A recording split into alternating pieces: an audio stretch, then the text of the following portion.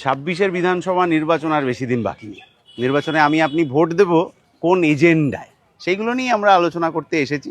আজকে এসেছি গঙ্গার ঘাটে, কিন্তু গঙ্গার ঘাটে আমরা দেখাতে চাইবো আপনাকে এই জিনিসটা, পরিশ্রুত পানীয় জল প্রকল্প। 24 ঘন্টার জন্য পরিশ্রুত পানীয় জলের প্রকল্প 4 তলা 5 তলা হাই রাইজ বিল্ডিংয়েও পৌঁছাবে। গরিব মানুষও পাবেন, মধ্যবিত্তরাও পাবেন। সব মানুষের জন্য পরিশ্রুত পানীয় জলের প্রকল্প হিসেবে বামফ্রন্ট সরকারের আমলে কেএমডিএ এইটা তৈরি করেছিল। এই কামারহাটি, খড়দা, পানিহাটি সব এলাকার মানুষের জন্য পরিশ্রুত পানীয় জলের প্রকল্প 253 কোটি টাকা খরচে বিল্ডিং হয়ে গেছে বাম আমলে।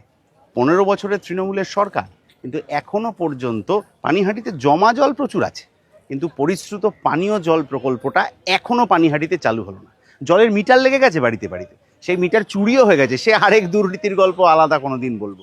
কিন্তু আজকে আমাদের প্রশ্নটা হচ্ছে এটাই, যে পানিহাটির এই জল প্রকল্পটা সেটা আর কবে হবে? উত্তরটাও আমরাই দেব। বামফ্রন্টের সরকার তৈরি হলে, পানিহাটিতে লাল ঝান্ডার বিধায়ক জিতলে, কাস্তে হাতুড়িতারার বিধায়ক জিতলে এই পরিশ্রুত পানীয় জলের প্রকল্প চালু হবে। এলাকার সমস্ত মানুষ 24 ঘন্টা বাড়িতে পরিশ্রুত পানীয় জল পাবেন, এই ভরসা আমরা দিচ্ছি। পানিহাটি বিধানসভায় কাস্তে হাতুড়িতারাকেই জয়ী করুন।